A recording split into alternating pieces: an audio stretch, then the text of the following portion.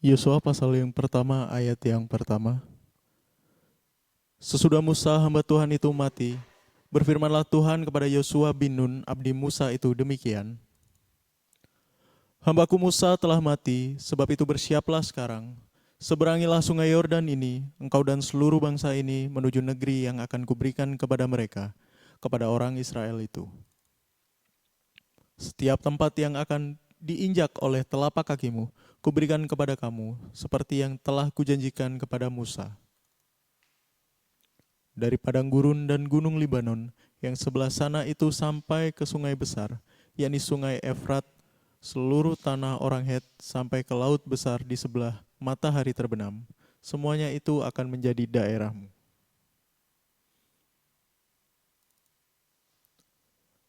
Seorang pun tidak akan dapat bertahan menghadapi engkau seumur hidupmu, seperti aku menyertai Musa. Demikianlah aku akan menyertai engkau.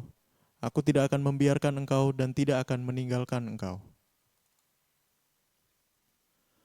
Kuatkan dan teguhkanlah hatimu, sebab engkaulah yang akan memimpin bangsa ini memiliki negeri yang kujanjikan dengan bersumpah kepada nenek moyang mereka untuk diberikan kepada mereka.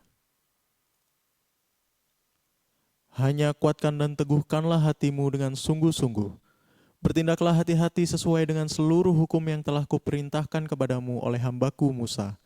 Janganlah menyimpang ke kanan atau ke kiri, supaya engkau beruntung kemanapun engkau pergi. Janganlah engkau lupa memperkatakan kitab Taurat ini, tetapi renungkanlah itu siang dan malam, supaya engkau bertindak hati-hati sesuai dengan segala yang tertulis di dalamnya. Sebab dengan demikian perjalananmu akan berhasil dan engkau akan beruntung. Bukankah telah kuperintahkan kepadamu, kuatkan dan teguhkanlah hatimu, janganlah kecut dan tawar hati, sebab Tuhan Allah menyertai engkau kemanapun engkau pergi. Lalu Yosua memberi perintah kepada pengatur-pengatur pasukan bangsa itu, katanya, jalanilah seluruh perkemahan dan perintahkanlah kepada bangsa itu demikian. Sediakanlah bekalmu, sebab dalam 3 hari kamu akan menyeberangi sungai Yordan ini untuk pergi menduduki negeri yang akan diberikan Tuhan Allahmu kepadamu untuk diduduki. Kepada orang Ruben, kepada orang Gad, dan kepada suku Manasye yang setengah itu berkatalah Yosua demikian. Ingatlah kepada perkataan yang dipesankan Musa, hamba Tuhan itu kepadamu, yakni Tuhan Allahmu mengaruniakan keamanan kepadamu dan memberikan kepadamu negeri ini. Perempuan-perempuan dan anak-anak di antara kamu dan ternakmu boleh tinggal di negeri yang diberikan Musa kepadamu di seberang sungai Yordan. Tetapi kamu, semua pahlawan yang gagah perkasa, haruslah menyeberang di depan saudara-saudaramu dengan bersenjata dan haruslah menolong mereka. Sampai Tuhan mengaruniakan keamanan kepada saudara-saudaramu seperti kepada kamu juga, dan mereka juga menduduki negeri yang akan diberikan kepada mereka oleh Tuhan Allahmu. Kemudian bolehlah kamu pulang kembali ke negerimu sendiri dan menduduki negeri yang diberikan Musa, hamba Tuhan itu, kepadamu di seberang sungai Yordan, di sebelah matahari terbit. Lalu mereka menjawab Yosua katanya, segala yang kau perintahkan kepada kami akan kami lakukan dan kemanapun kami akan kau suruh, kami akan pergi. Sama seperti kami mendengarkan perintah Musa, demikianlah kami akan mendengarkan perintahmu. Hanya Tuhan Allahmu kiranya menyertai engkau seperti ia menyertai Musa.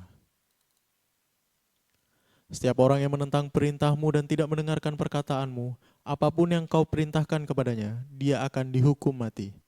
Hanya kuatkan dan teguhkanlah hatimu.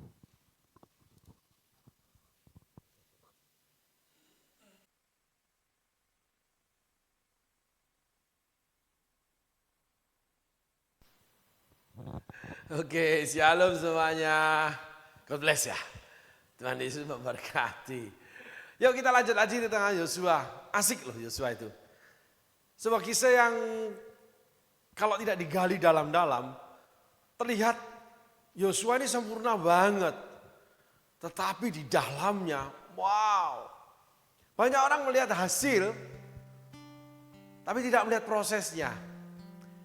Banyak orang ingin menikmati hasil, tidak mau prosesnya. Banyak orang melihat bangunan hasil, tapi nggak mau lihat isi dari bangunan itu. Ada bermacam-macam bangunan itu saudaraku. Ada yang kelihatan megah, tapi di dalamnya bahan-bahannya tidak sesuai dengan standar. Ada bangunan kelihatan indah, tapi sebetulnya itu cuma sekedar penutup-penutup yang diberi warna-warni yang indah saudaraku. Bangunan yang kokoh itu adalah alam yang memberinya. Gua, lautan, ya, daratan. Tapi semua yang dikerjakan manusia itu bisa tergoyahkan, bisa tergoncangkan. Orang kalau melihat pekerjaannya hamba-hamba Tuhan, tokoh-tokoh Alkitab, itu luar biasa. Ya karena pekerjaan itu yang Tuhan sediakan memang luar biasa, tapi orangnya enggak luar biasa saudaraku. Kebetulan pelayanan ini Tuhan pakai untuk mengungkapkan sisi-sisi kelemahan, kekurangan hamba-hamba Tuhan, tokoh-tokoh Alkitab. Bagaimana sifat, karakter, pendirian, perjalanan yang memang Tuhan berikan, singkapkan sisi gelapnya, black hole yang tidak bisa dilihat. Sebagai contoh kita lihat bangunan nih. Matahari itu di belakang kita melihat bangunan dari depan kita menghadap bangunan itu. Matahari di belakang. Kita nggak akan lihat sisi gelap bayangan bangunan itu. Yang kita lihat bangunan itu diterangi matahari, wow. Tapi hasil dari terang matahari yang melihatkan bayangan bangunan itu di belakang, kita nggak tahu. Ada lagi yang namanya bangunan yang depannya besar, belakangnya kecil. Kita melihat, wow besar sekali. Tapi kalau kita putari bangunan itu lihat dari belakang, ternyata belakangnya kecil. Depan kelihatan tinggi, belakangnya pendek. Tertutup, nggak kelihatan. Rumah itu kelihatan mewah, dibuka dalamnya belum selesai atau rumah itu bocor semua atapnya. Kelihatannya bagus, tapi ketika diselidiki, diteliti, lalu kita simak baik-baik, ternyata memang banyak kekurangannya saudaraku. Itulah bangunan hidup, bangunan pekerjaan, bangunan pelayanan, bangunan perjalanan hidup anak manusia. Demikian juga Yosua. Yosua mendapatkan perintah Tuhan itu luar biasa. Ayat 1 sampai 5 itu wah Tuhan itu luar biasa. Memberikan apa yang Tuhan inginkan, lalu Tuhan menyertai sama dengan Musa dan sebagainya. Tanah yang kau injak jadi milikmu. Sampai ayat 5 selesai. Ayat 6 sampai 9 itu adalah koreksi buat Yosua. Dengan yang terakhir, jangan kecut tawar hati kamu nanti ya. Allah menawarkan sebuah pekerjaan yang besar. Kamu akan memimpin bangsa ini yang aku janjikan terhadap nenek moyang mereka. Menduduki tanah perjanjian. Kamu yang memimpin bangsa budak. Itu menjadi pemenang.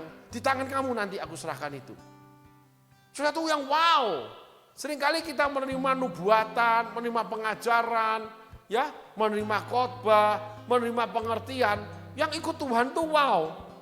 Itu bangunan dari depan saudaraku.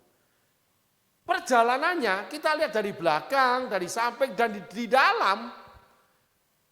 Perjalanannya tidak wow. Dan itu dimulai Tuhan dengan peringatan-peringatannya. Maka Alkitab mencatat, jangan kamu lalai, jangan kamu abaikan peringatan-peringatannya. Kalau kita ambil keseluruhannya, itu peringatan itu adalah koreksi-koreksi Allah untuk yang di dalam kita salah satunya. Termasuk apa yang sudah kita buat. Tetapi ini yang di dalam kita yang akan terjadi.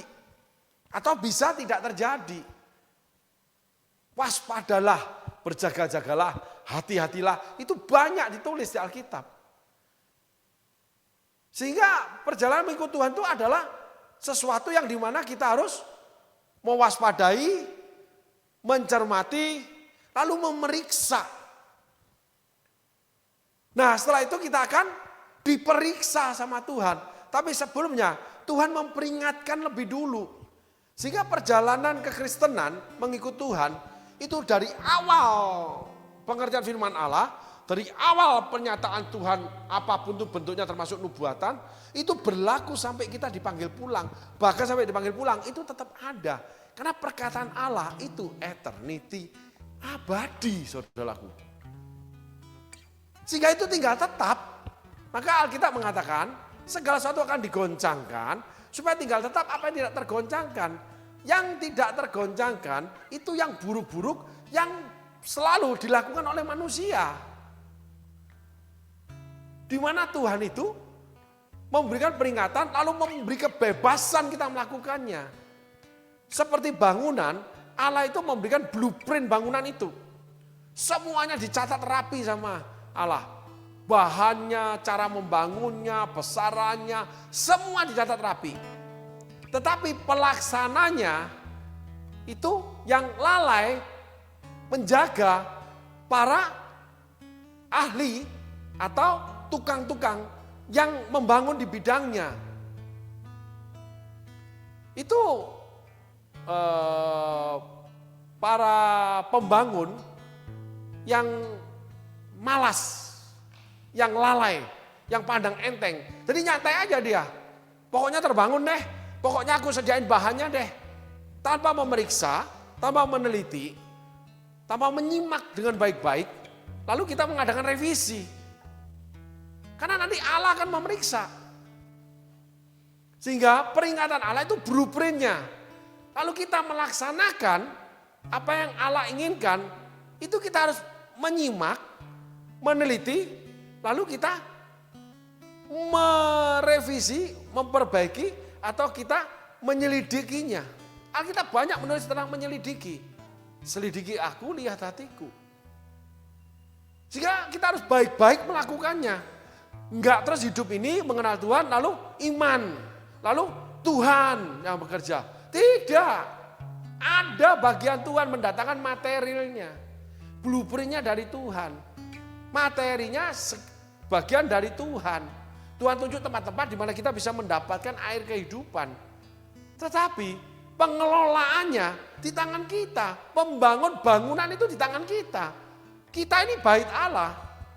Kita yang membangun. Karena Rasul Paulus di dalam rumah Allah ada perkakas untuk tujuan yang mulia, tujuan tidak mulia. Ada rumah Allah yang dibangun dari emas, permata, perak, kayu, rumput jerami kering. Kalau itu semua akan diuji dibakar. Kalau terbakar akan hangus. Jadi hidup ini sebuah perjalanan membangun kerohanian menjadi bait Allah. Kita yang membangunnya. Dengan materi-materi yang kita hadapi. Kita harus memilih. Oh nggak bisa kayu ini nggak bisa. Nggak cocok dengan blueprintnya standarnya Tuhan. Oh besinya nggak bisa sekecil ini. Harus lebih besar. Jadi nggak ada kompromi dengan firman Allah saudaraku. Lalu setiap saat kita harus rajin memeriksanya. Menyelidikinya. Selidiki aku, lihat hatiku. Berdoa, merenungkan firman siang dan malam seperti yang Allah katakan kepada Yosua. Jangan lupa memperkatakan dan renungkan itu. Dan itulah adalah cara Tuhan untuk menjaga atau tool atau alat yang diberikan Allah untuk Yosua supaya berhasil dan beruntung. Jadi ketika kita mengenal Yesus, ada orang mengenal Yesus, rajin ke gereja, sampai dipanggil pulang pahit suami istrinya. Ada yang mengenal Yesus sampai dipanggil pulang hidup dalam kekurangan. Tapi berani bersaksi mujizat. Buahnya tetap kekurangan. Puji Tuhan pas pada waktunya Tuhan tolong. Lah Tuhan cuma tolong. Tapi kamu tidak menjadi alat, menjadi tool untuk menolong orang. Berarti kamu gak diberkati. Setia pelayanan, setia ke gereja, setia ibadah. Nah ini bangunan rumah Allah yang gimana nih? Apakah itu kehendak Allah? Enggak ada Alkitab mencatat kehendak Allah itu kekurangan saudaraku. Elia ke sungai Kerit dikirim daging sama burung gagak. Allah membuat mujizat dengan apa? Dia ngomong burung gagak itu ngerti kirim daging. Yang bangkai aja dimakan. Daging busuk dimakan. Pagi dan petang. Sediakan sungai Kerit, airnya itu bisa diminum. Sampai sungai Kerit kering, disediakan janda di Sarfat. dan sebagainya. Tapi Elia yang harus menyampaikan firman Tuhan kepada Raja Ahab. Elia yang harus menunggu dengan sabar sampai Allah memerintahkan ke janda di Sarfat. Walaupun air sungai mulai mengering. Elia yang harus membangun rumah Allah, bait Allah, membangun dirinya dengan kesabaran menanti-nantikan Tuhan. Padahal ketika dia ngomong, tidak ada hujan, betul-betul tidak ada hujan. Sampai dia ngomong, baru hujan datang, 3,5 tahun itu. Mujizat terjadi, tapi Elia membangun pribadinya untuk menanti-nantikan Tuhan, percaya kalau setiap pagi dan petang burung gagak kirim daging. Dan Elia harus bisa memasaknya. Tidak daging cuma direbus aja, dibakar aja setiap hari. Tidak akan tahan Elia. Sehingga hidup dibutuhkan usahakan dan pelihara. Kita kelola. Boleh hedon, boleh healing, boleh punya hobi.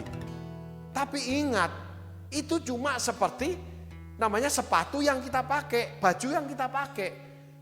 Tapi sepatu dan baju tidak ada kesehatan, bahkan bisa merusak kaki ketika kaki kita lecet. Bisa merusak tubuh karena baju yang kita pakai itu seronok. Bisa merusak nama baik, bisa merusak reputasi, bisa merusak pandangan orang terhadap pribadi kita karena seronok. Termasuk dandanan setiap orang yang akhirnya membuat orang itu, gila lu, gak tahu diri tuh orang. Gitu saudaraku. Ada sebuah guyonan yang luar biasa saudaraku. Saya gak ngerti awalnya, jujur saudaraku. Kayak donat, gak ngerti, saya ini gak ngerti. Gitu saudaraku. Lalu saya diberi pengertian, orang-orang yang memakai pemutih di wajah sampai leher, tapi tangannya hitam, kakinya hitam. Gitu saudaraku. Padahal pengalaman saya nih, karena orang-orang ini memikir kalau putih itu jauh lebih baik. Tidak. Saya punya pengalaman ketika masa muda, saudaraku ya, bahwa saya punya teman yang kita punya kerja di tempat yang sama, digemari yang sama. Kita anak-anak muda modern saat itu digemari, penampilan kita dan sebagainya. Gitu. Saya kerja di salon saudaraku. Punya temen napinya. Gak bergantung gaji dia. Kenapa? Untuk cari cewek. Tetapi teman saya ini, pemuda ini menyukai yang hitam. Saya suka yang putih. Jadi kalau masuk itu warnanya apa, kulitnya itu siapa yang mau nanti. Kalau hitam saya enggak akan mau. Kalau putih teman saya enggak akan mau. Dia suka badan montok, saya enggak suka badan montok. Jadi ada penggemar sendiri. Jadi enggak perlu kita rehab habis-habisan hidup kita, tapi malah merusak hidup kita. Dengan pansos, berpenampilan kayak Korea. Lucu banget, udah tua. Ngapain? Perempuan pakai baju seronok, rok-rok mini. Nampil sana, nampil sini dengan dandanan yang menor. Ya ampun, bagi saya cuma satu, kasihan anak-anaknya. Dan itu kalau bersuami, itu jelas suami yang tidak bisa mengendalikan istri. Suami yang didominasi istri. Atau suami yang membiarkan istrinya liar. Senang punya suami kalau membiarkan istrinya liar. Saudaraku, ada sebuah keluarga yang saya kenal.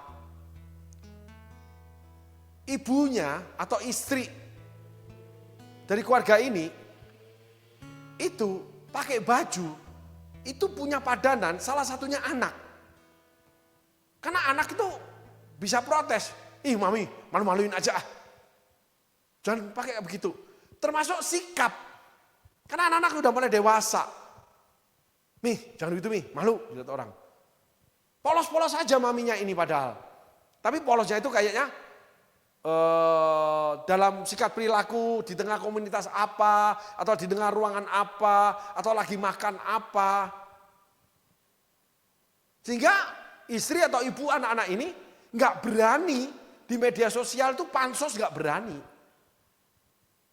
Paling yang masuk itu gambar bersama keluarga, makanan dan sebagainya. Tapi ada orang-orang yang liar sekali di dunia media sosial. Tapi itu mencitrakan, menciderai. Quote and quote, merendahkan. Bagaimana nggak ada kontrol status di dalam masyarakat. Apalagi kalau mengaku anak Tuhan. Apalagi kalau melayani Tuhan. Gaya-gaya yang seksi begitu. Wow, bukan nggak boleh. Seksi untuk digemari orang lain itu nggak boleh. Seksi digemari suami boleh. Gitu saudaraku. Nah, hal-hal ini yang menjadi yang namanya barrier etika Alkitab. Ada lagi orang yang tua. Saudara bukan protes ya, tapi ini adalah sebuah pemberitaan di mana nasihat saudaraku. Orang tua, laki-laki udah tua, badan bukannya gempal, rambut panjang dikuncir. Bukannya salah, tapi nggak patut banget. Gitu loh saudara. Kalau memang kehidupannya seniman, musik, pelukis, atau memang seniman pahat, memang dia hidup di dalam habit budaya seorang seniman itu punya penampilan berbeda. It's okay. Nggak apa-apa. Tapi kalau di depan umum memang mau berpenampilan seperti itu, sementara hidupnya tidak ada kontribusi. Pamer-pamerin tato masa muda. Itu bukan hal yang baik saudaraku.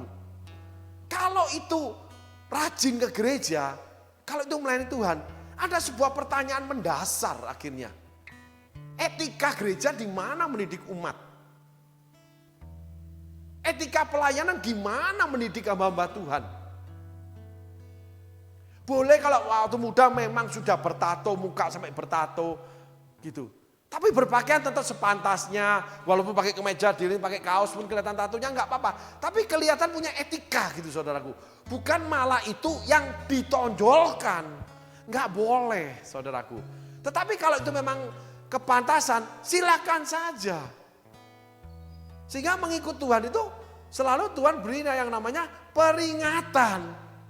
Yosua yang pertama, yang 5 pertama, itu Yosua diberikan petunjuk apa yang Tuhan kerjakan, apa yang Tuhan ingin kerjakan. Tapi ayat 6 sampai 9 itu adalah peringatan. Bahwa kamu nggak boleh lupa memperkatakan perkataan Taurat ini. Kamu harus hati-hati. Dan yang terakhir, jangan kecut dan tawar hati.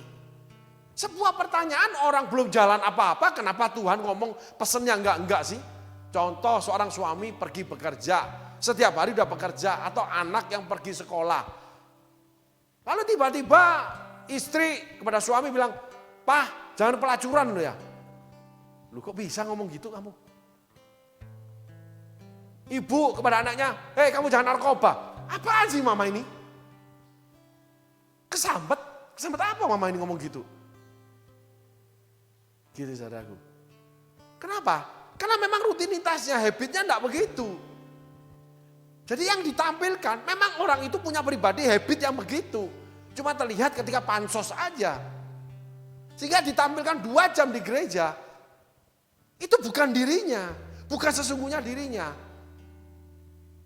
Cuma memakai topeng iman. Berselimutkan kebenaran itu aja. Karena perilaku sehari-hari itu yang dinilai Tuhan. Pembangunan bait Allah gak bisa 2 jam di gereja. Karena yang dari gereja cuma materi. Bahan bakunya. Kita yang harus membangun pribadi kita. Dengan pertolongan Roh Kudus. Dengan namanya blueprintnya Roh Kudus. Roh Kudus akan arahkan kita. Apa yang boleh, apa yang tidak, apa yang pantas, apa yang salah, apa yang benar, apa yang lurus. Ukurannya betul-betul ukuran daripada firman Allah yang diwahyukan, diilhamkan oleh Roh Kudus. Jadi bagaimana pentingnya peringatan-peringatan Allah yang didahului dengan petunjuk-petunjuk arahan Allah. Kuatkan, teguhkan hatimu. Kamu harus begini, aku akan lakukan ini. Setelah Musa mati begini. Allah pribadi yang mengunjungi. Kita ketemu Tuhan pribadi. Kita bertobat pribadi. Dimenangkan pribadi. Tapi berjalannya waktu setelah kesaksian kemana-mana, malah berbalik, malah lebih jauh melompat ke yang namanya ibadah yang sebelah. malah punya pasangan yang lain. Malah bla bla bla. Kenapa? Karena kita tidak memperhatikan. Sehingga hidup kekristenan, hidup berjalan sama Tuhan, itu diawali dengan arahan Tuhan. Kita mendapat blueprint. Setelah itu kita harus membangun yang diawali dengan peringatan-peringatannya. Hati-hati, jangan buat gini ya. Seperti contoh saudaraku, kalau membangun rumah, fondasi lebih dahulu. Tetapi fondasi harus kering, baru bisa dibangun tiang-tiangnya. Jadi setelah fondasi selesai, itu harus berhenti sekian minggu. Yang saya tahu itu dulu 40 hari. Tidak tahu sekarang, mungkin ada semen yang lebih ini, tunggu benar-benar kering semennya. Jadi nggak bisa langsung bangun tiang saudaraku. Nggak tahu kalau sekarang ya. Tetapi itu yang saya tahu. Sehingga ada peringatan-peringatan. Nah ini Yosua diperingatkan jangan kecut dan tawar hati. Loh Yosua ini sebagai bujang Musa tidak ada komplain dari Musa. Tuhan tidak komplain, Tuhan tidak ngomong sama Yosua. Yosua mempermuliakan Tuhan. Membela Tuhan di yang namanya peristiwa 12 pengintai. Bukan patokan. Karena bukan panggilan sesungguhnya. Bukan tugas sesungguhnya. Ternyata di dalam Yosua ada yang bocor bangunan bait Allahnya. Ada yang retak temboknya. Kecut tawar hati. Kuatkan teguhkan hatimu dari sana. Yosua ini lemah saudaraku. Gampang kecut, gampang tawar hati. Kelihatan megah pelayanannya. Kelihatan menyelesaikan pelayanan dengan baik. Tetapi Alkitab menyiratkan. Roh Kudus membukakan yang namanya. Kenapa Tuhan bilang jangan kecut tawar hati. Berarti Yosua ini yang belum menjalaninya. Tuhan sudah peringatkan kamu tuh punya kelemahan ini. Sehingga segala sesuatu di dalam Tuhan. Kita itu harus diawali dengan peringatan dulu dari Tuhan. Setelah Tuhan arahkan. Setelah Tuhan pilih, Tuhan panggil. Dan Tuhan sediakan. Setelah itu Tuhan akan memberikan peringatan cara membangun bait Allahnya kita sendiri. Yaitu pribadi kita saudaraku. Nah ini penting. Banyak orang Kristen, anak-anak Tuhan, termasuk hamba Tuhan. Ketika terangkat, ketika sudah mendapatkan material dari Tuhan. Ketika sudah siap melakukan apa yang Tuhan kirim materi, entah kedudukan, entah pekerjaan, entah keuangan, entah pelayanan, entah rumah tangga, apapun itu. Dia tidak memperhatikan peringatan Tuhan. Jalan seenaknya dewe, setelah melayani seenaknya dewe. Setelah berhasil punya duit seenaknya dewe memberi. Semuanya seenaknya dewe. Dia membangun bait Allahnya, satu hari akan roboh. Saudaraku, kekristenannya akan roboh. Imannya akan roboh. Dan banyak lubang-lubang yang namanya kebocoran, tembok-tembok yang pecah, bangunan yang miring. Ketika terjadi goncangan, peristiwa yang menggoncangkan kita, dengan tanda-tanda, tetap enggak kita lakukan yang sama. Ada yang kompromi dengan cara dunia, ada yang licik dia mengambil harta milik kepunyaan rumah Allah. Itu tercatat di Alkitab saudaraku. Ada yang mestinya hasil jarah dimusnahkan, mestinya ada yang diberikan kepada Tuhan, bagian Tuhan, diambil. Ada yang menjatuhkan yang namanya gerejanya sendiri, pelayanan sendiri, pesternya sendiri. Yang dipakai Tuhan untuk menjadi alat Tuhan, untuk mengajarkan bagaimana membangun bait Allah hidupnya. Nah, hal-hal ini yang akhirnya Tuhan jaga dengan peringatan saudaraku. Yosua diperingatkan saudaraku. Yuk kita tengok ayat 9 ini. Ayat 6, 7, 8, 9 itu sangat penting peringatan Tuhan saudaraku. Bukankah telah kuperintahkan kepadamu, kuatkan dan teguhkanlah hatimu, janganlah kecut dan tawar hati. Sebab Tuhan Allahmu menyertai engkau kemanapun kau pergi. Ini Tuhan Allahmu menyertai engkau kemanapun kau pergi itu diulang-ulang. Seperti aku menyertai Musa, aku akan menyertai engkau. Saudaraku coba perhatikan ini. Bagaimana rapuhnya Yosua, Bagaimana Yosua itu nggak mampu nanti membangun bait Allahnya, nggak mampu menyelesaikan tugasnya. Tapi malah Yosua berhasil. Karena kuncinya Yosua memperhatikan Taurat Tuhan. Yosua memperhatikan firman Tuhan sampai akhir hidupnya. Itu perintah. Yang kita dapati hari ini, yang terakhir adalah bahwa peringatan Tuhan jangan kecut tawar hati. Berarti Yosua tuh punya karakter seperti itu. Setiap teguran Tuhan, setiap pengarahan Tuhan, setiap peringatan Tuhan itu ada. Karena ada maka Tuhan tuh ngomong. Tuhan gak pernah rekayasa. Gak pernah. Kalau yang tidak ada menjadi ada, itu karena memang ada di dalam Tuhan. Itulah kemustahilan. Kalau kita diberikan melalui manusia, ya memang benar. Saudaraku, ada sebuah cerita yang lucu tapi nggak lucu ya saudaraku. Ini kami alami sendiri. Pada waktu zaman susah, uang 10-20 ribu itu sangat berarti setiap hari. Seringkali gitu. Istri saya itu menemukan uang, saudaraku. 50 ribu, 100 ribu. 20 ribu. Gitu. Tapi ini nggak bisa buat patokan, seumur hidup kami akan menemukan uang, tidak. Karena kekurangan, kami menemukan uang, kami bahagia. Banyak orang ketika Tuhan tolong bahagia, berarti kita tuh kurang. Kurang bisa maka Tuhan tolong, kurang punya maka Tuhan kasih. Aku datang memberi hidup dan segala kelimpahannya. Tapi kekurangan kita malah kita banggakan. Malah itu kita pegang sebagai kebanggaan bahwa Allah di pihak kita. Enggak begitu caranya saudaraku. Itu bangunan bait Allah yang salah. Iman yang keliru itu. Walaupun kami pas-pasan. Tapi enggak, janji Tuhan memberi kelimpahan. Saya enggak bicara berkat saja. Sehingga Yosua punya kelimpahan dalam kemenangan. Tidak terkalahkan dia. 40 tahun. Dia menduduki, merebut tanah Kanaan. Karena dia memperhatikan. Buktinya apa? Sampai akhir hidupnya nggak ada case lagi. Yang ada di dalam Yosua, Yosua betul-betul perbaiki. Aduh, atap kenapa bocor ya? Naik ke atas ya genteng. Lalu ganti semua. Kalau enggak itu tambal pakai begini. Enggak mengerti. Yosua tanya ahlinya. Datang ke toko. Bagaimana ini untuk bahan ini apa yang lebih baik. Cari informasi bagaimana yang namanya rumah bocor harus diapain. Sebagai contoh saudaraku. Atap plafon yang kena bocor. Itu enggak bisa saudaraku cat langsung bekas bocornya hilang. Tidak.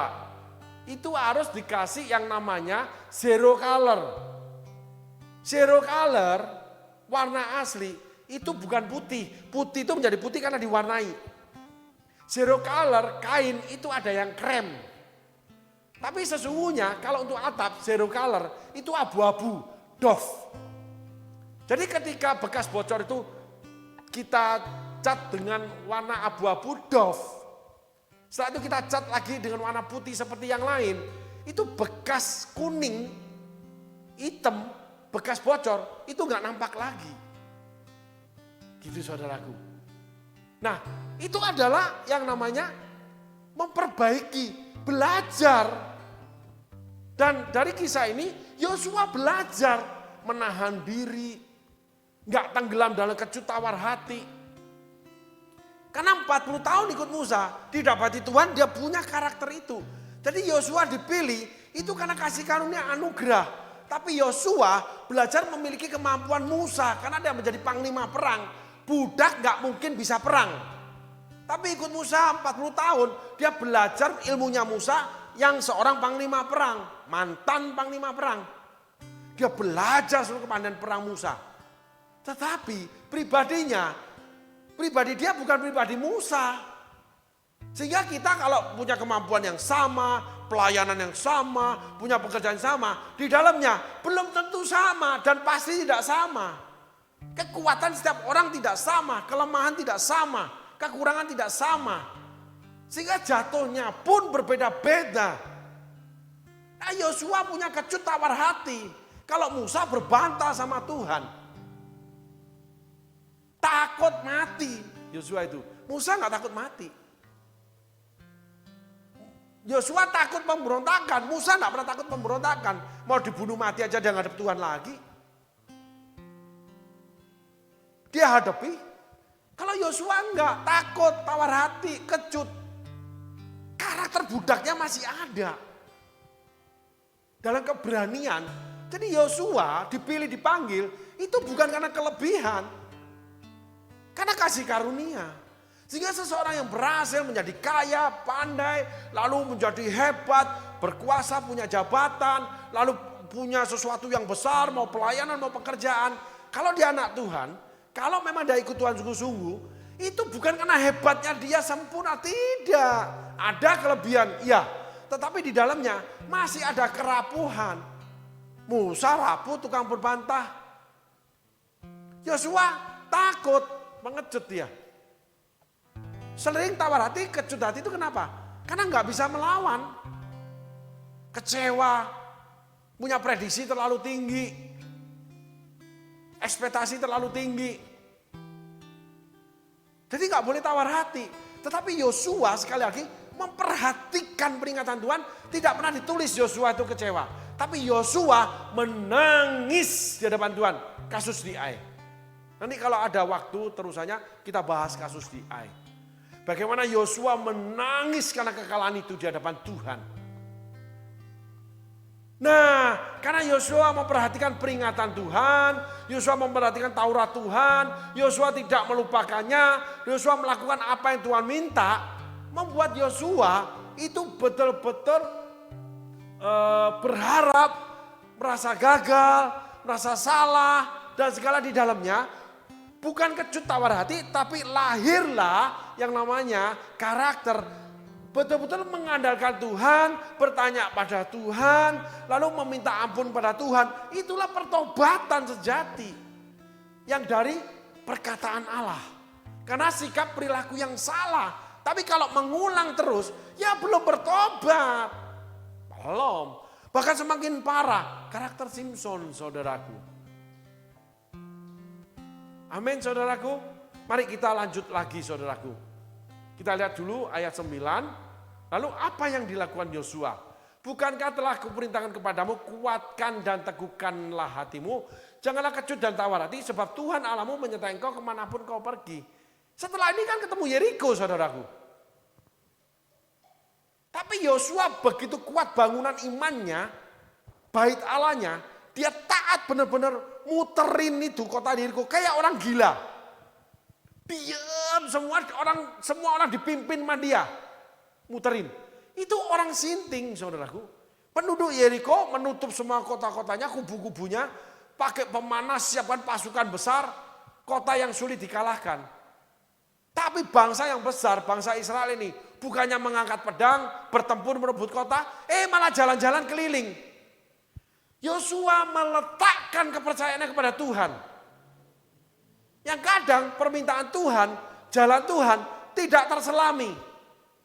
Dan mestinya dipandang sepele sama Yosua. Yosua taat total. Karena Yosua memperhatikan.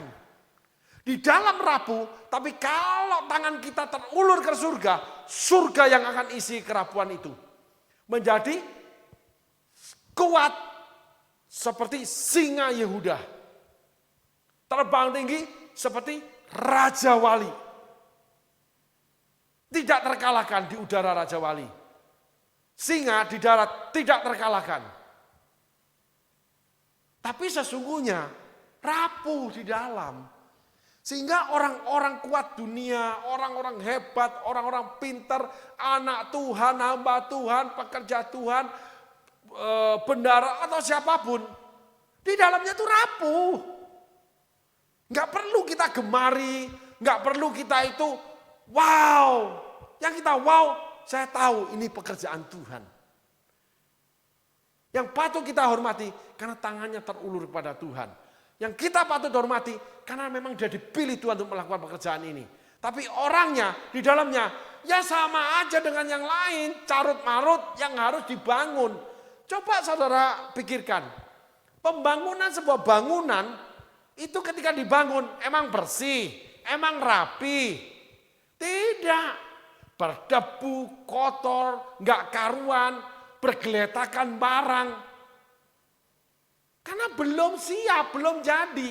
Nanti kalau jadi hasil bangunannya, orangnya ya tetap matanya dua. Walaupun dia udah bangun bangunan bertingkat sampai 100 lantai. Orangnya tetap matanya dua, telinganya dua.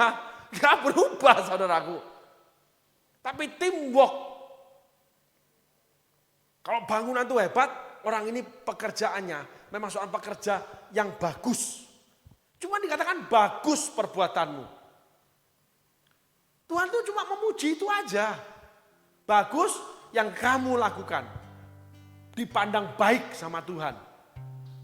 Tapi pribadinya memang rapuh. Tidak ada tokoh Alkitab yang tidak rapuh, tidak punya namanya black hole, behind the scene, backside-nya. Yang bagus tidak ada, bayangan gelap pasti ada. Matahari di depan, bayangan gelap kita ke belakang. Matahari di belakang, bayangan gelap kita di depan. Matahari samping kiri, bayangan gelap ke kanan. Matahari sebelah kanan, bayangan gelap sebelah kiri. Pasti ada. Bumi disinari matahari tidak ada bayangan yang tidak gelap. Yang gelap menjadi namanya malam atau petang. Nah ini adalah aturan. Ini adalah ciptaan Tuhan, ini adalah rule, ini adalah habitnya Tuhan. Jadi kita nggak usah seenaknya sendiri, jangan sewenang-wenang. Walaupun dipakai Tuhan, walaupun diberkati Tuhan. Kita harus ikutin rule-nya Tuhan, dibangun pelan-pelan bait Allah. Karena bangunan itu nggak bisa semalam langsung jadi, nggak bisa saudaraku. Semua menunggu, prosesnya ada. Setelah bangunan kokoh berdiri, teruji ketika apa? Hujan, bocor enggak, banjir air masuk enggak, ketika dipakai itu lubang pembuangan itu mampet enggak, air itu keluar enggak. Lalu ketika angin itu besar, jendela itu pecah enggak, pintu itu bergoyang enggak. Terus terjadi gerakan tanah, bangunan itu pecah enggak temboknya. Ya orang-orang yang ngerti bangunan pasti ngomong ini. Ini yang harus dicek. Nah ini penting saudaraku. Lalu berjalan waktu pintu yang dari kayu miring nggak? Kayunya udah diproses kering nggak? Masih ada ujian yang harus dilewati. Makanya Allah memberi peringatan. Ketika kita udah berhasil, Allah itu sebelumnya memberi peringatan dan nanti akan terjadi koreksi. Masalahnya enggak mau terima koreksi, enggak mau terima peringatan, rubuhlah itu nanti. Ada yang kena di rumah tangga seperti Daud. Ada yang kena hubungan dengan Tuhan seperti Saul. Ada yang enggak boleh masuk tanah perjanjian seperti Musa. Rubuh saudaraku. Kenapa? Karena tidak memperhatikan Taurat Tuhan. Taurat Tuhan itu salah satunya peringatan-peringatannya. Salah satunya koreksi daripada Tuhan. Sehingga Tuhan pada suatu hari yang sejuk. Berarti sudah sejuk, sudah selesai, semuanya baik. Bahkan yang tidak baik pun ditambahkan lagi dengan adanya Hawa, dibangunkan Tuhan. Setelah itu Tuhan datang pada waktu hari sejuk. Ketika semua udah oke, Tuhan akan periksa kita loh. Nah ketika diperiksa, apakah kita menyalahkan orang lain? Bukannya kita yang salah? Kan udah diberi peringatan sama Tuhan. Buah yang di pohon itu jangan dimakan. Kalau kamu makan, kamu akan mati. Udah diberi peringatan. Ditanya malah nyalain orang lain. Tuhan memang tolong. Jadi jangan bersandar pada pertolongan Tuhan saja. Keluar dari masalah, keluar dari kesusahan itu lebih penting. Saudaraku. Kenapa? Tuhan tolong membuat kain cawat dari kulit binatang, bukan dari daun. Daun kering kan hilang, dipermalukan lagi. kulit binatang tidak. Karena sudah diproses sama Tuhan. Tetapi Adam dan Hawa diusir dari Taman Eden. Jadi jangan bangga-bangga dengan pertolongan Tuhan. Jangan mengatasnamakan iman di dalam kelemahan, di dalam kekurangan. Enggak pas banget, enggak terkoneksi dengan Taurat Tuhan yang lain. Ada masanya kita mengalami kesulitan. Ya, ada masanya kita ditolong, dipelihara Tuhan. Ya, tetapi ada masanya kita menjadi Yosua. Ada masanya menjadi Musa. Ada masanya kita menerima berkat Tuhan. Tetapi peringatan Allah yang di awal, koreksi Tuhan yang di awal, itu harus menyertai kita loh. Kalau enggak, bangunan bait Allah kita, bangunan rohani kita rubuh saudaraku. Karena di dalamnya rapuh. Ini Yosua berapa banyak dia. Tidak boleh apa, harus memperkatakannya, harus hati-hati, nggak boleh kecut tawar hati. Banyak poin kelemahan bangunan rohani, bangunan diri pribadi Yosua 40 tahun mengikut Musa. Yang melihat mujizat Tuhan bekerja di Musa. Mendengar mujizat, tidak menghasilkan apa-apa. Hadir di ibadah, tidak menghasilkan apa-apa. Kalau kita tidak memperhatikan dengan sungguh-sungguh panggilan Tuhan, berkat Tuhan, Tuhan angkat tinggi, tidak menghasilkan apa-apa. Karena segala fondasi, segala akar, segala bangunan kehidupan, itu ada di dalam diri kita. Kita ini bait Allah. Ini yang harus dibangun materialnya, Tuhan yang datangkan. Sampai pemakaiannya harus Tuhan yang atur, ikut blueprintnya, yaitu Alkitab. Bagaimana cara memberi, bagaimana cara mengampuni, bagaimana cara bekerja, semuanya ada, termasuk hubungan antar manusia, suami istri. Semuanya ada.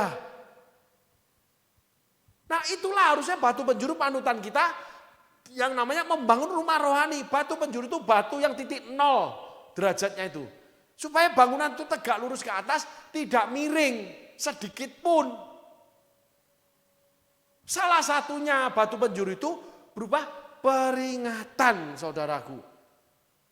Jadi Yosua itu melewati semua dengan successful. Gak kalah kayak Musa. Karena dia memperhatikan walaupun dia rapuh di dalamnya. Jadi Yosua jangan kecut tawar hati. Tolong ayatnya ditampilkan. Bukankah telah kuperintahkan kepadamu, kuatkan dan teguhkanlah hatimu. Janganlah kecut dan tawar hati, sebab Tuhan Allahmu menyertai engkau kemanapun kau pergi. Kita menginjak ayat 10. Lalu Yosua memberi perintah kepada pengatur-pengatur pasukan bangsa itu, katanya. Kita pelajari nih yang keluar dari Yosua. Apa yang terjadi sama Yosua? Dalam pembangunan yang namanya pribadi dia, lalu pembangunan apa yang dia kerjakan dalam tugas-tugas dia. Dalam kehidupan dia yang diperintahkan Allah, termasuk tugas-tugas yang namanya tugas tanggung jawab dia, termasuk keluarga dia di pasal 27 itu. Bagus sekali bangunannya Yosua ini, saudaraku. Kuat kokoh, tidak ada celah. Berarti dia perhatikan baik-baik, 3 kali Allah peringatkan, didengar baik-baik dan dia lakukan. Yang pertama sungguh-sungguh, yang kedua kan sudah aku katakan sama kamu, itu terngiang-ngiang sama dia. Sehingga rasa takut akan Tuhan, kasih kepada Taurat Tuhan. Apapun Tuhan lakukan, ketaatan itu ada. Itu Yosua, saudaraku, dalam kerapuhan Yosua. Tolong ditayangkan ayatnya. Lalu Yosua memberi perintah kepada pengatur-pengatur pasukan bangsa itu, katanya, jalanilah seluruh perkemahan dan perintahkanlah kepada bangsa itu. Demikian, sediakanlah bekalmu sebab dalam 3 hari kamu akan menyeberangi sungai Yordan ini untuk pergi menduduki negeri yang akan diberikan Tuhan Allahmu kepadamu untuk diduduki. Ada beberapa hal dari perkataan Yosua ini. Yosua tegak berdiri sebagai seorang pemimpin, dia udah jadi mentalnya. Tetapi dia punya karakter memisahkan diri dari orang lain. Keangkuhan mulai nampak. Itu yang membuat Yosua Akhirnya tidak peduli, kami dan seisi rumah kami akan menyembah Tuhan. Terserah kamu deh, saya punya kenalan hamba Tuhan kayak begini. Udah layani aja, gantiin hamba Tuhan yang lain itu. Mencoba sedikit akhirnya nggak peduli, nggak bisa, nggak mau. Udah buat aja ibadah, nggak peduli. Tapi ngomongnya, wah pingin ibadah, pingin melayani. Tapi untuk belajar membuat ibadah, belajar melayani, melakukan ibadah, dan melakukan pelayanan, nggak ada. Bukti itu adalah akibat perbuatan. Buah itu adalah akibat daripada tanaman. Tapi ngomongnya gede. Mintanya marah-marah. Langsung doanya kuat. Marahin setiap orang. Ayo kita harus begini. Ayo kita begini. Pastor kami mau begini. Tapi do something-nya nggak ada. Ya ini yang sering terjadi. Seperti yang pernah saya beritakan, ada seorang pengusaha datang pada sebuah ibadah, gereja yang baru didirikan, wah alat musiknya nggak bagus. Pak pendeta saya beliin alat musik. 3 bulan kemudian Pak pendeta yang ditagih. Ngomongnya bagus, untuk Tuhan begini, harus yang terbaik saya akan kirimkan. Hasilnya nggak ada. Pak pendeta yang harus bayar, jual mobilnya dia. Cuma nampil pansos aja. Cuma supaya dilihat aja. Serius ya kamu sama Tuhan.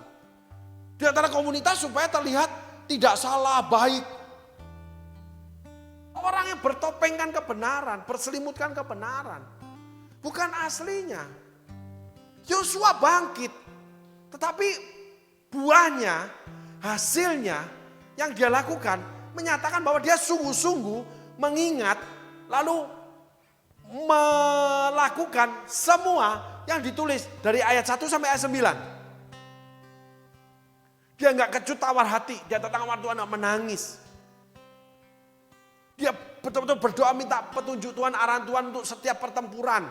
Dia bagikan harta bangsa Israel itu betul-betul sesuai dengan apa yang diingini oleh Tuhan melalui Musa. Semuanya dia lakukan.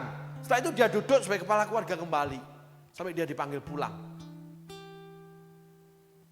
Hasil akhir menyatakan perjalananmu benar atau tidak. Hasil hari ini menyatakan yang lalu itu kamu benar atau tidak. Kalau sampai hari ini bini lu kayak begitu, laki lu kayak begitu, hidupmu kayak begitu, ya itu hasilnya, ya perjalananmu ya cuman kayak gitu.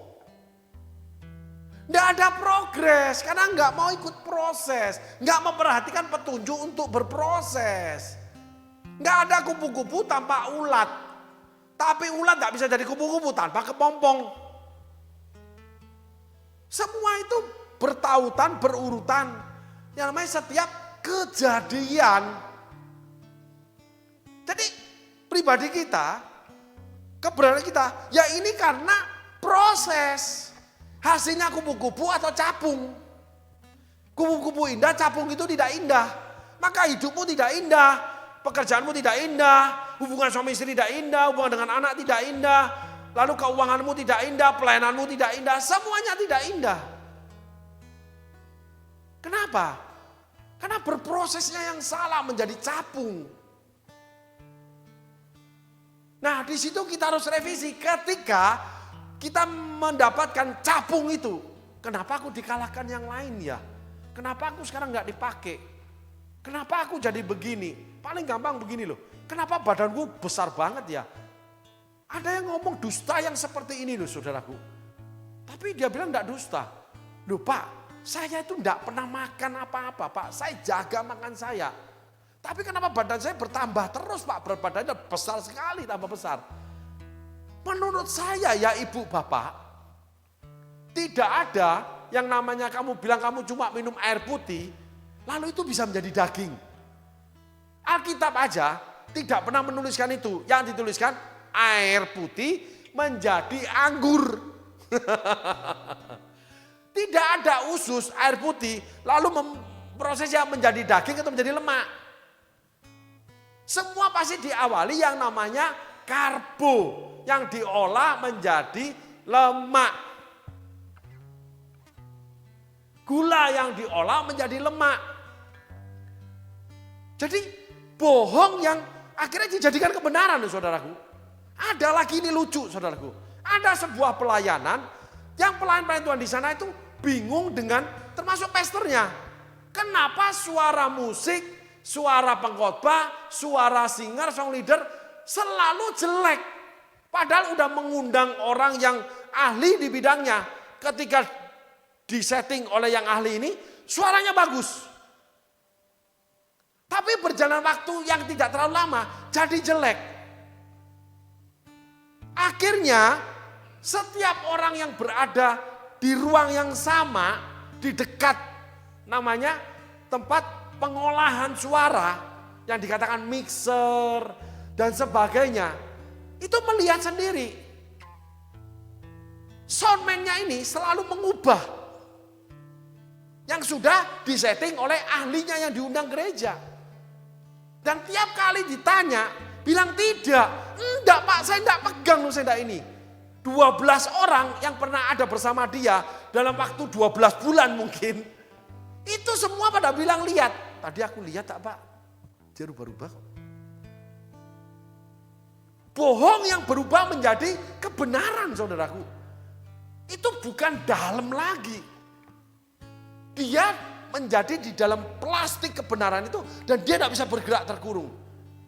Dan jujur, saya nggak bisa mengubahkan. Saya belum punya dasar-dasarnya pengalaman apa yang harus saya lakukan sebagai seorang pastor. Ketika mendengar cerita ini ya, menyaksikan cerita ini ya, wow, gimana caranya ya? Padahal semua orang udah bilang, enggak tadi kamu ini, enggak, ngotot luar biasa. Kadang 2-3 orang yang melihat loh, yang dekat dia. Enggak tadi kamu itu, enggak. Bener enggak? Bener bilang enggak loh saudaraku. Ada orang yang nyata-nyata salah ketika diperhadapkan kesalahan. Tetap bilang tidak loh. Dan ketika saya mendengar, saya menyaksikan ini. Saya melihat orang ini kayak punya rekayasa dalam dirinya yang menipu dia sendiri. Jujur kasihan saya lihat orang ini. Tapi tidak berdaya saudaraku. Sehingga segala suatu aktiviti dia. Orangnya baik. Dalam komunitas baik saudaraku. Tetapi perilakunya ajubilah saudaraku. Tetapi akhirnya menyusahkan dia. Hidupnya gagal. Dalam segala arah gagal dia. Itu saudaraku. Yang kalau ringannya saya bilang. Ketika ditegur, diperingatkan, diingatkan, dia bilang tidak. Kalau Yosua tidak, dia bangkit saudaraku. Dia kumpulkan pasukan, lalu dia mulai berbicara. Tolong ayat selanjutnya. Jalanilah seluruh perkemahan dan perintahkanlah kepada bangsa itu demikian. Sediakanlah bekalmu sebab dalam 3 hari kamu akan menyeberangi sungai Yordan ini untuk pergi menduduki negeri yang akan diberikan Tuhan Allahmu kepadamu untuk diduduki. Kepada orang Ruben, kepada orang Gad dan kepada suku Manasye yang setengah itu berkatalah Yosua demikian. Ingatlah kepada perkataan yang dipesankan Musa hamba Tuhan itu kepadamu, yakni Tuhan Allahmu mengaruniakan keamanan kepadamu dan memberikan kepadamu negeri ini. Lihat, dia ambil copy paste punyanya Musa. Kita lihat arusnya nanti ini. Apa yang Tuhan ingin sampaikan kepada kita. Ayat selanjutnya. Perempuan-perempuan dan anak-anak di antara kamu dan ternakmu boleh tinggal di negeri yang diberikan Musa kepadamu di seberang sungai Yordan. Tetapi kamu semua pahlawan yang gagah perkasa harus menyeberang di depan saudara-saudaramu dengan senjata dan harus menolong mereka. Sehingga mereka ada di 2 lokasi saudaraku. Sampai Tuhan mengaruniakan keamanan kepada saudara-saudaramu seperti kepada kamu juga. Dan mereka juga menduduki negeri yang akan diberikan kepada mereka oleh Tuhan Allahmu. Kemudian bolehlah kamu pulang kembali ke negerimu sendiri dan menduduki negeri yang diberikan Musa. Hamba Tuhan itu kepadamu di seberang sungai Yordan, di sebelah matahari terbit. Dia atur saudaraku. Bahwa perempuan anak-anak sebelah sini nih, dari suku ini. Tapi laki-lakinya harus ikut. Yosua memakai copy paste Musa, menyatakan dia belajar cara Musa mengatur pasukan. Mengatur bangsa Israel dalam perjalanan 40 tahun. Bagaimana mengatur anak-anak, perempuan, laki-laki. Kita lihat kemampuan Musa dari apa yang Yosua lakukan. Alkitab itu luar biasa saudaraku. Kebenaran satu titik di kitab ini bisa diketemukan di kitab yang di sana loh saudaraku. Cerita Yosua membagi ini menceritakan Musa, bagaimana Musa membagi. Karena Yosua bicara tentang Musa. Apa yang ditetapkan Musa? Yosua belajar banget dari seniornya. Jadi kita harus belajar dari orang-orang yang punya kemampuan dari kita. Mau senior mau junior. Supaya kita bertambah-tambah, ditambah-tambahkan kemampuan. Sehingga Allah bisa menambah-nambahkan tugas pelayanan kita. Semakin berkembang. Perusahaan juga semakin berkembang. Karena kita punya kemampuan yang semakin berkembang. Sehingga nama Allah lebih dipermuliakan. Karena kita anak-anak Tuhan. Karena kita melayani Tuhan. Karena kita menjadi hamba Tuhan. Dan sebagainya saudaraku. Ayat selanjutnya. Lalu mereka menjawab Yosua katanya. Segala yang kau perintahkan pada kami akan kami lakukan. Kemanapun kami akan kau suruh. Kami akan pergi. Coba saudaraku perhatikan ini. Yosua copy paste dari Musa. Orang Israel. Oke, aku ikut. Karena platform yang sama. Tapi akhirnya kisah di Ai, Yosua kecolongan. Persis kisahnya Musa juga. Bahwa Kan itu menyimpan yang namanya barang jarahan yang harus dimusnahkan.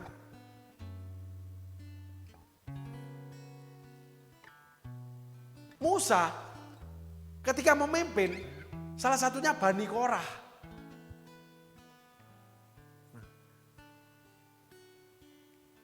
Yosua di awalnya menapak dari tapak Musa. Gak apa-apa saudaraku.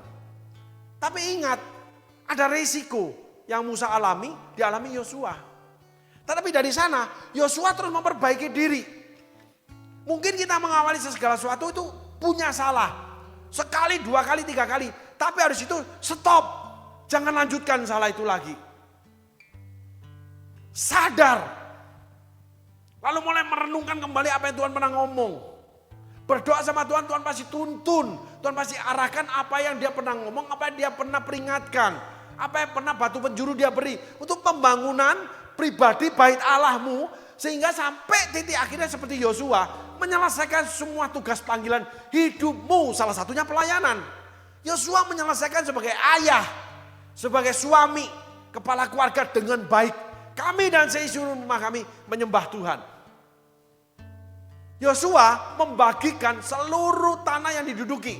Dengan Yosua memimpin merebutnya kepada bangsa Israel. Semua persis dengan blueprintnya Allah. Yang Musa udah ngomong. Jadi Yosua di dalam perjalanan pelayanan dia, di dalam pekerjaan dia. Boleh kita mendirikan perusahaan seperti orang lain. Boleh kita pelayanan seperti orang lain. Tetapi kita jangan mengulang kesalahan yang sama. Termasuk kesalahan orang lain itu. Yosua tidak melakukannya. Nah Yosua diikuti oleh bangsa Israel. Ayat selanjutnya. Sama seperti kami mendengarkan perintah Musa, demikianlah kami akan mendengarkan perintahmu.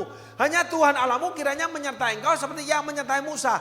Karena Yosua mengambil nama Musa, maka respon dari bangsa Israel juga disandingkan dengan Musa. Cilaka sudah Yosua. Setelah Yeriko dimenangkan, ketemu kasus Ai dia. Dikhianati dia. Jangan pernah mengambil nama orang lain. Jangan pernah bersandar kebesaran orang lain. Jangan pernah mencuri punya orang lain untuk kemuliaanmu.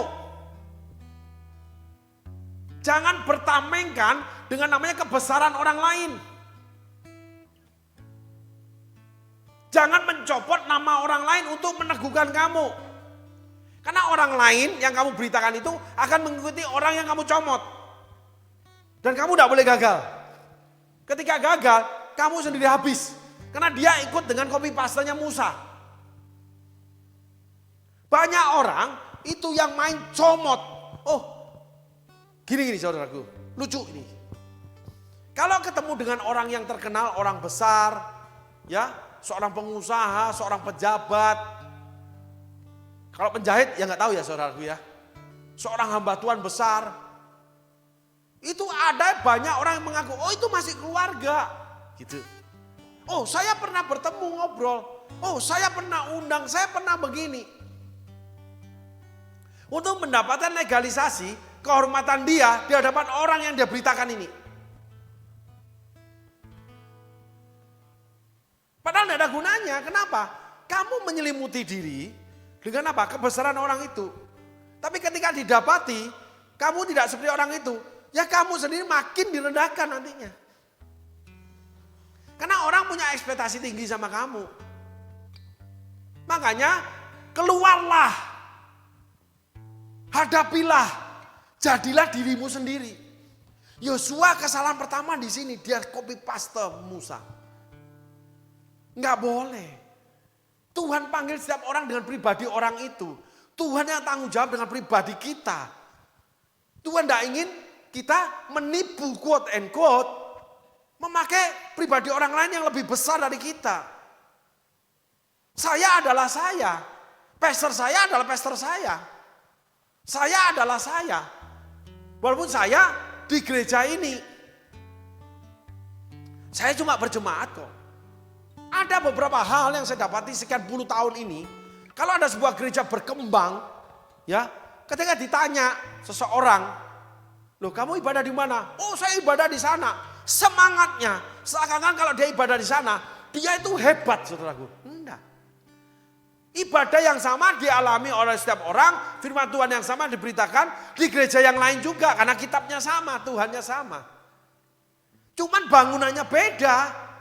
Yang satu lebih besar, lebih mewah. Pembicara lebih terkenal. Yang ini sederhana, pembicara sederhana. Tapi Allah memanggil yang megah, yang mewah, yang sederhana. Itu Allah yang memanggil. Allah yang menyertainya. Allah menyertai Yosua seperti menyertai Musa. Jadi Yosua gak perlu ngambil nama Musa. Itu kesalahan Yosua dalam memimpin. Sehingga orang-orang dipimpin dia itu malah mudah-mudahan kamu disertai Tuhan seperti Tuhan menyertai Musa. Pada Tuhan berjanji terhadap Yosua, aku akan menyertai kamu seperti menyertai Musa. Ya udah, yang milik kepunyaan ini yang dipakai, walaupun ini alat yang tidak berguna. Musa menyelesaikan panggilan udah mati, udah berguna. Kita baru memulai, ya kita belum berguna. Tapi kita diperlakukan yang sama seperti Tuhan memperlakukan Musa. Sehingga gak usah dompleng, mengebonceng orang yang sudah berhasil. Orang kaya, perusahaan besar, bangga banget kalau kenal, punya hubungan. Gak ada, duit ceritanya lain saudaraku. Harga diri ceritanya lain. Ada orang miskin yang sangat dihormati. Ada orang kaya yang sangat memalukan. Gak perlu dihormati. Ada orang miskin yang murah hati. Ada orang miskin yang gak mau dijejelin. Itu patut dihormati. Ada orang kaya yang pelit. Ada orang berduit yang cuma nebeng aja. Nebeng iman, nebeng makan, nebeng biaya, nebeng pelayanan. Dia tidak pernah memberi dalam pelayanan. Tapi gaya soknya orang lama di gereja, orang lama di pelayanan, orang lama sebagai orang Kristen. Gayanya ingin dihormati, selalu ngomong, wah, padahal dia tidak do something sama sekali dalam pelayanan. Tidak ada pembangunan bait Allah dalam hidup dia. Yosua salah di sini saudaraku. Hati-hati. Jangan mencomot orang lain, jangan mencuri orang lain. Jangan copy paste, jangan bertamengkan orang lain. Jadi diri sendiri. Karena Allah panggil, Allah akan bekerja untuk dirimu. Tidak perlu pakai brand yang lain. Allah tidak mau. Karena dirimu nanti yang dipakai Allah mempermuliakan dia. Orang itu memang dipakai Allah untuk mempermuliakan Allah. Masing-masing dipakai. Jadi gak usah bagi-bagi, gak ada. Tugas dari Allah gak bisa dibagi. Kemuliaan dari Allah gak bisa dibagi. Gift dari Allah gak perlu dibagi. Masing-masing sudah diberi. Anak-anak yang dikasihi oleh Tuhan. Amin saudaraku. Yuk lanjut. Setiap orang yang menentang perintahmu dan tidak mendengarkan perkataanmu, apapun yang kau perintah kepadanya, dia akan dihukum mati. Hanya kuatkan dan teguhkan hatimu. Ngapain Yosua itu? Akibat dari dia itu nebeng, itu orang melewati dia untuk menghukum mati orang yang melawan dia. Lah, otoritas dari Allah itu siapa? Yang berhak menentukan itu kan pemimpinnya. Sehingga orang ini sebetulnya melanggar otoritas Yosua. Yosua kepemimpinannya tidak teguh. Maka Tuhan bilang, kuatkan, teguhkan hatimu. Bukti perkataan Allah itu benar. Peringatan Allah itu akan benar. Hati-hati ya, kamu perempuan, nanti kamu terjadi seperti ini. Mungkin seorang pastor memperingatkan jemaatnya, pekerjanya. Hati-hati ya Bu. Saya lihat ibu kok agak was-was saya ini. Perhatikan saudaraku. Karena itu bisa menjadi peringatan dari Allah. Ketika udah terjadi, bener dak omongan pastor, akhirnya. Awalnya, apa sih pastor ini? Dipikirnya aku apa gitu ya? Dipikirnya aku bodoh, dipikirnya aku gini. Terlalu merendahkan sama aku. Bos. Enggak begitu saudaraku. Ketika tangisan datang, yang sudah hilang, itu tidak bisa kembali, saudaraku. Itu Esau.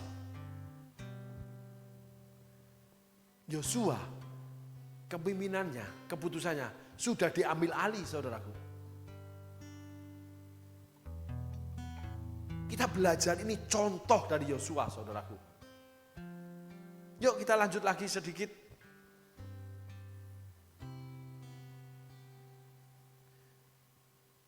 Ayat selanjutnya. Yosua bingung dengan diam-diam melepas dari Sitim 2 orang pengintai. Katanya, pergilah amatilah negeri itu dan kota Yeriko. Maka pergilah mereka dan sampailah mereka ke rumah seorang perempuan sundal yang bernama Rahab lalu tidur di situ. Sorry, tolong tadi ayatnya yang terakhir ayat berapa? Oke, kita masuk ke Ai. Saya akan tutup dengan Ai, jangan Yeriko. Setelah Yeriko baru Ai.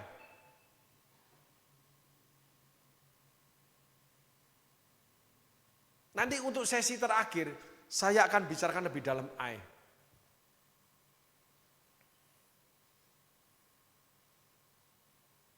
Itu di pasal awal. Lanjut aja, Yosua 2, Yosua 3, atau di perikop-perikop di bawahnya.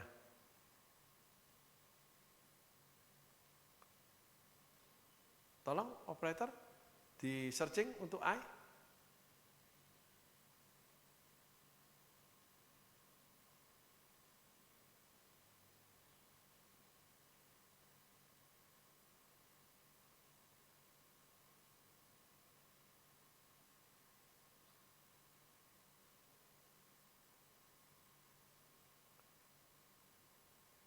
Sebentar ya teman-teman ya, karena ini tanpa persiapan.